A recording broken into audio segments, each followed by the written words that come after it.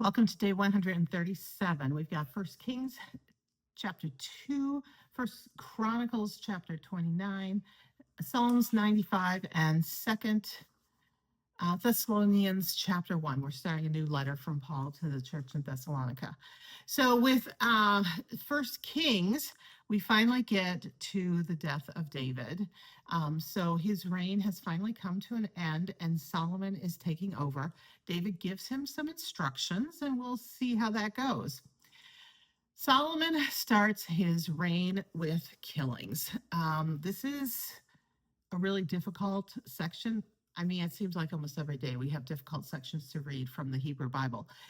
But Solomon is starting with some killings of people who have made decisions under his father, King David.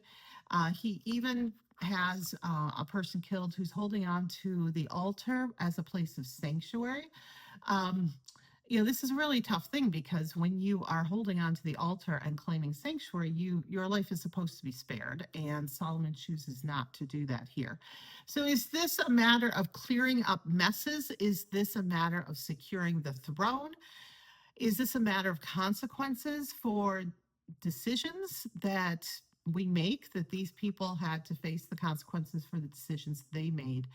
This is a hard section to read, especially in light of Jesus' teachings. Remember that God did not want a dynasty of kings to lead God's people. The people demanded kings. They wanted to be like their neighbors. Um, it's something we still have today. We want our house, our yard, our kids, our jobs, our cars, to keep up with the people around us. As we read through First and Second Kings, we're going to see just how unreliable human kings are. And I think the thing for us to really think about here is, who is it that we are putting our trust in today? Do we put God first? Do we put our trust in God? Or do we put our trust in human leaders? I think that's a difficult question for all of us to think about. And I think it explains a lot of what's going on in the world right now as well. As we continue working our way through Chronicles, we have a big section where people are giving a huge number of donations to help David build the temple. In the midst of collecting all these offerings, this major capital fundraising event, David blesses and worships God, and there are many offerings that are given to God's glory, as well as being collected for building the temple. At the end of this passage, David dies, and Solomon is promoted as the king. Psalm 95 is a really beautiful psalm. It is often referred to because it's a great psalm for praising and worshiping God. So it's lovely that it comes here right after David's example of praising and worshiping God. But at the end of the psalm, when a lot of people really read the first half and not so much the second half, there's a remembrance of the wilderness time and how difficult it was for people to stay focused on God. But there is a strong message at the end of the psalm to stay on the path that God sets before us, which kind of goes back to our reading in Second Kings. Are we on the path that God sets before us, or are we making our own paths? Are we following the paths of our human leaders who often let us down? We start the second letter to the church in Thessalonica today.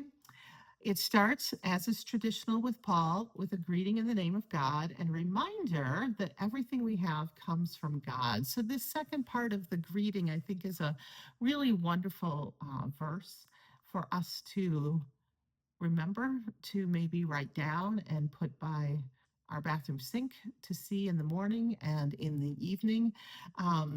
It's a good reminder. Everything we have has been given to us by God. Paul is continuing with his message of living a life of love and wonder and joy and thankfulness. We are to give thanks always. And Paul is delighted that the faith and love of the people in Thessalonica are growing.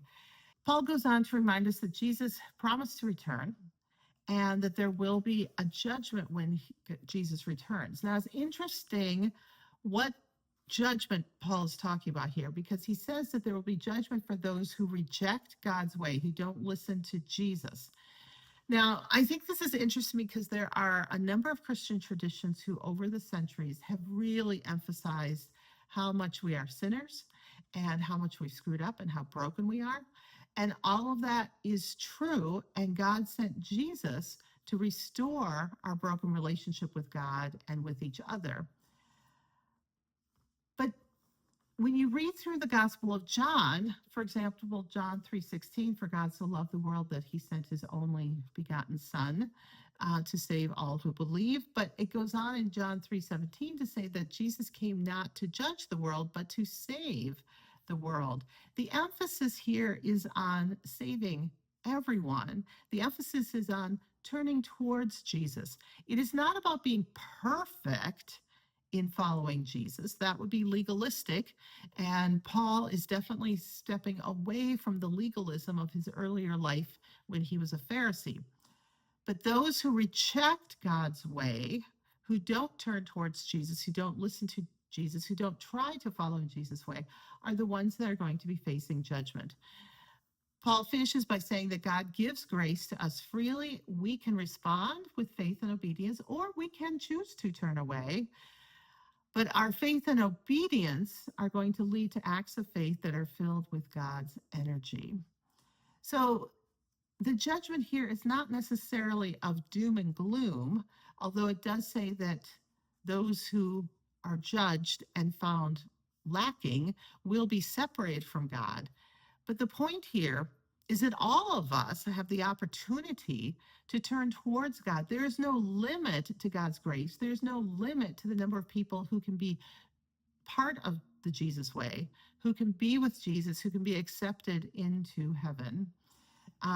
And that living a life walking the way of Jesus means we will be filled with God's energy as we live lives of grace and compassion and justice to God's people and God's creation around us, as well as staying connected to God.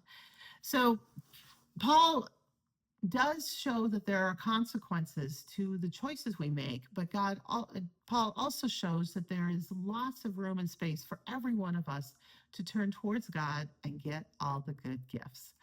So please turn to Jesus today, receive Jesus' love and grace in your life, and be blessed as you share that love and grace with the people around you.